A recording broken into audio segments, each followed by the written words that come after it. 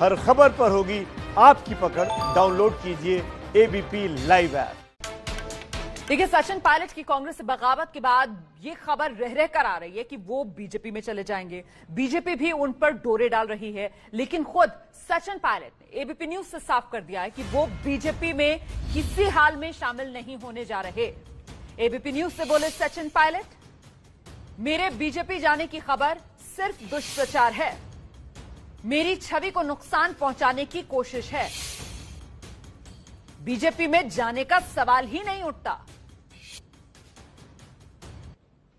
ABP news से सचिन पायलट ने बातचीत की और बताया कि बीजेपी वो नहीं ज्वाइन करने जा रहे।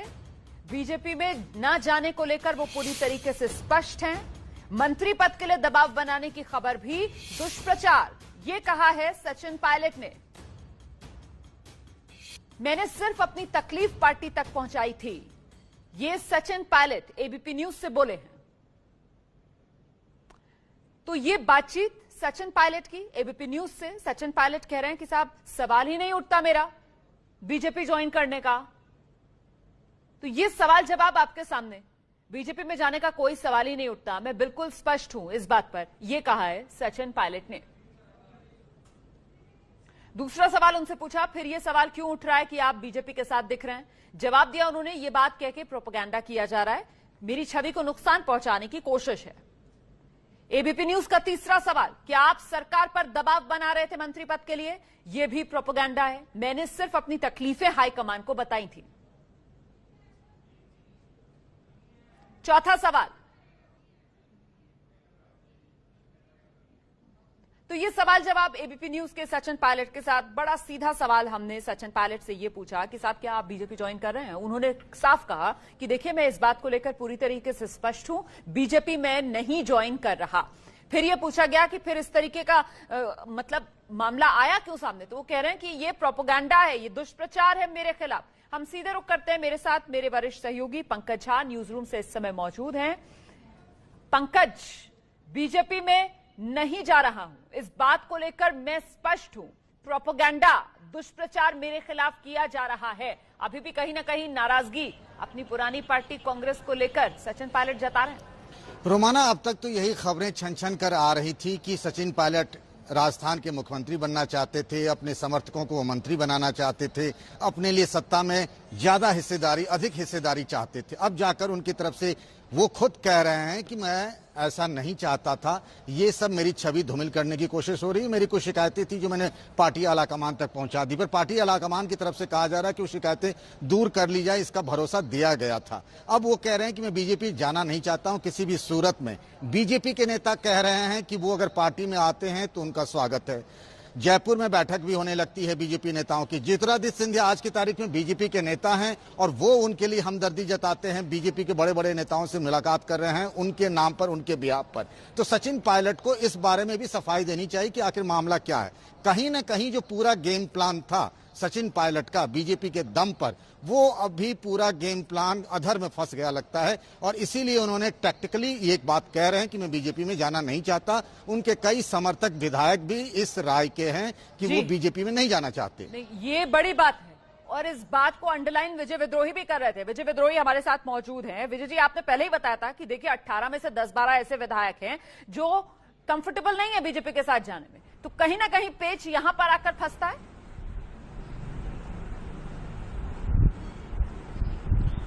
नहीं, 2-3 पेच हैं। एक पेच तो यही है कि करीब 10-12 विधायक हैं जो अपनी राजनीतिक उम्र के अंतिम पड़ाव में है, वो नहीं चाह रहे कि वो बीजेपी में जाएं, इसके कारण सचिन पायलट पर दबाव था। दूसरा, बीजेपी सचिन पायलट को मुख्यमंत्री पद तोहफे में देने नहीं जा रही थी। फिलहाल के लिए ऐसा माना जा रहा है। बीजेपी के अंदर खुद बड़ी पावर इक्वेशन है। वसुंधरा राजे के अलग 72 में से 45 विधायक माने जाते हैं। वसुंधरा राजे का क्या रुख इस पर रहता?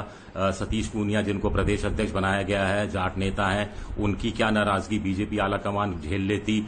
अगर बीजेपी में सचिन पायलट जाते तो गुर्जर वोट्स कुछ मिलते, लेकिन डॉक्टर किरोड़ीलाल मीणा एक बहुत बड़े मीणा नेता हैं जो बीजेपी में हैं। उन्होंने साफ साफ संकेत कहीं न कहीं इशारों में दे दिए थे कि अगर सचिन पायलट को पार्टी में लाया गया तो वो कांग्रेस में चले जाएंगे। यानी यहां भी नफा नुकसान के हिसाब से भी बीजेपी के हाथ कुछ नहीं आ रहा था। उधर सचिन पायलट के लिए भी न खुदा ही मिला न विसाले सनम जैसी स्थिति होती अगर वो बीजेपी में जाते।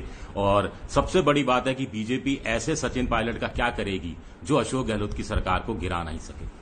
ऐसे सचिन पायलट का बीजेपी क्या करेगी जो अशोक गहलोत की सरकार को गिरा ना सके, ये विजय विद्रोही की टिप्पणी आपने सुनी।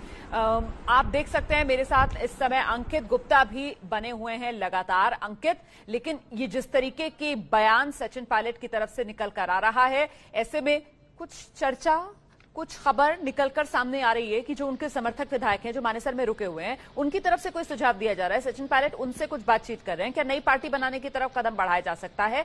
कोई संकेत मिल रहा है क्या? रोमाना, सबसे पहले हमको ये यहाँ पर भी जो जिस बात को आप लगातार अंडरलाइन कर रहे हैं कि जो सचिन पायलट लगातार ये कह रहे हैं कि वो बीजेपी के संपर्क में नहीं है, दुष्प्रचार किया जा रहा है। उनका ये बयान आज की तारीख में इतना महत्वपूर्ण क्यों है? वो इस वजह से है क्योंकि उनको जो नोटिस जारी किया गया है स्पीकर की तरफ से, शो कॉज नोटिस, उस पर उनको अपना जवाब स्पीकर को देना है और उस जवाब के आधार पर ही स्पीकर तय करेंगे।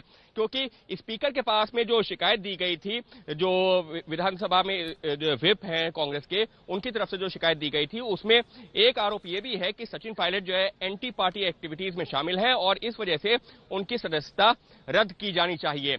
और अगर ऐसे में सचिन पायलट के खेमे से यह कहा जाता है कि हाँ वो बीजेपी के संपर्क में है, वो बीजेपी से बात कर रहे हैं, तो ये उनके खिलाफ एक पुख्ता सबूत के तौर पर सामने आ सकता है। और इस वजह से आज की तारीख में तो और ये कहा जाए कि 17 तारीख तक तो सचिन पायलट ऐसा जो है कोई बयान देंगे ही नहीं कि वो बीजेपी के संपर्क में है या नहीं है। वो लगातार यही कहेंगे कि मेरे खिलाफ दुष्प्रचार है।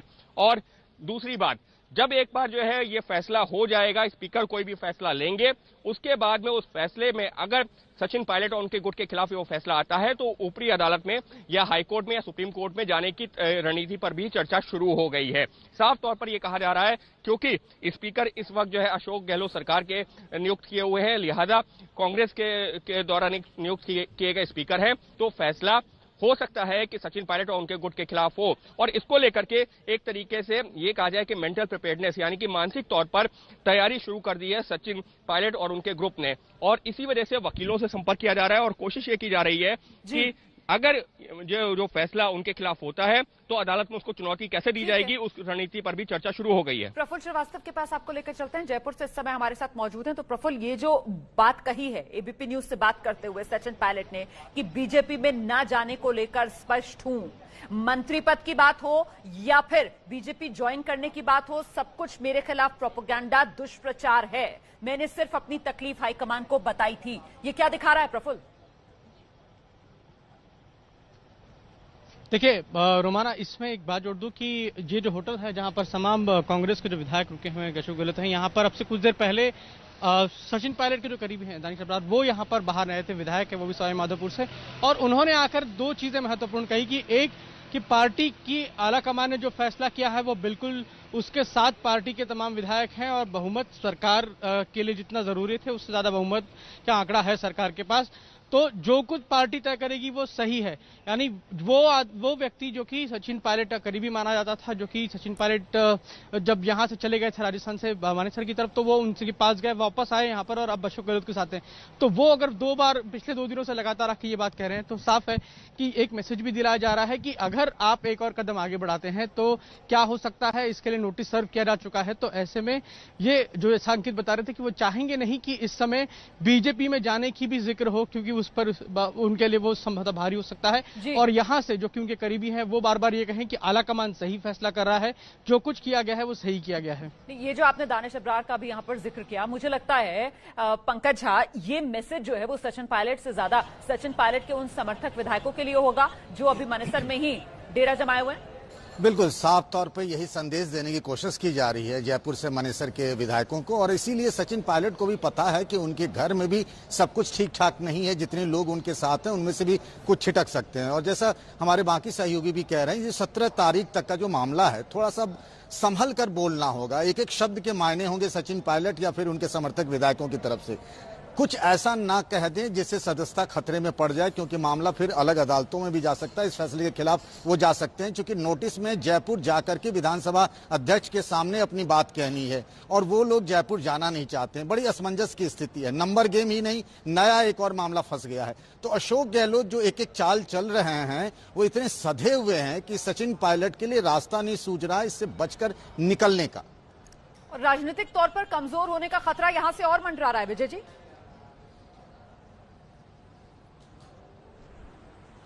हाँ, और मुझे लगता है कि सचिन पायलट को पूरी तरह से सियासी तौर पर शायद खत्म कर देने का इरादा अशोक गहलोत का है। ये वही अशोक गहलोत हैं जब 1998 में मुख्यमंत्री बने थे, तो मुझे याद है उससे पहले प्रदेश अध्यक्ष बनाए गए थे और तब प्रदेश में बहुत विवाद चल रहे थे, कई नेता उनके खिलाफ थे। तो उन्होंने एक नारा दिया था, भूलो और माफ करो, यानी पुरानी बातों को भूल जाओ और एक दूसरे को माफ करो। लेकिन वही अशोक गहलोत 2020 में कोई बात को भूलना नहीं चाहते, किसी चीज को माफ करना नहीं चाहते।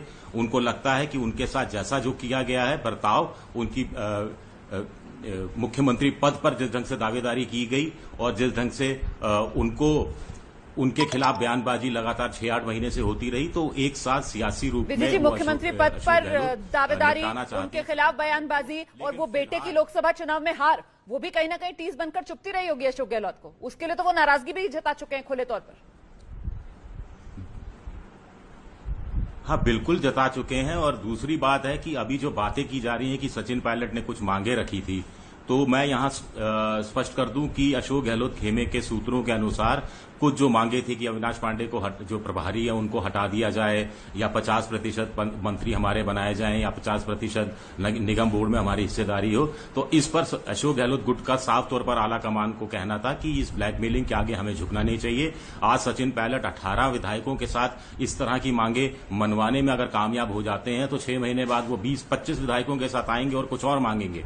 तो इस चीज को वो हतोत्साहित करना चाहते थे और आला कमान को भी वो उस रूप में समझाने में कम से कम कामयाब हुए हैं। और सबसे बड़ी बात है कि आला कमान आज भी सचिन पायलट के मुकाबले अशोक गहलोत को ही अपना मजबूत दावेदार राजस्थान में अपने प्रतिनिधि के रूप में देखता रहा है। बिल्कुल, तो गहलोत ये समझाने में आला कमान को कामयाब हो गए कि साहब सचिन पायलट की अगर बात यहां पर मान ली तो ये तो एक तरीके से भानुमति का पिटारा खोल देने वाली बात होगी, क्योंकि महज 18 विधायकों का ही समर्थन सचिन पायलट के साथ जो इस समय नंबर्स में नजर आ रहा है। फिलहाल राजनीतिक तौर पर सचिन पायलट घिरे हुए नजर आ रहे हैं। हाँ, इतना जरूर है कि सचिन पायलट ने एबीपी न्यूज से अभी जब बात की तो ये साफ किया कि मैं बिल्कुल इस बात को लेकर स्पष्ट हूं, बीजेपी में नहीं ज्वाइन कर रहा, ये कह रहे हैं सचिन पायलट। लेकिन करेंगे क्या आगे, इस पर हमारी नजर लगातार बनी हुई है। फौरन लौट रहे हैं, एबीपी न्यूज आपको रखे आगे।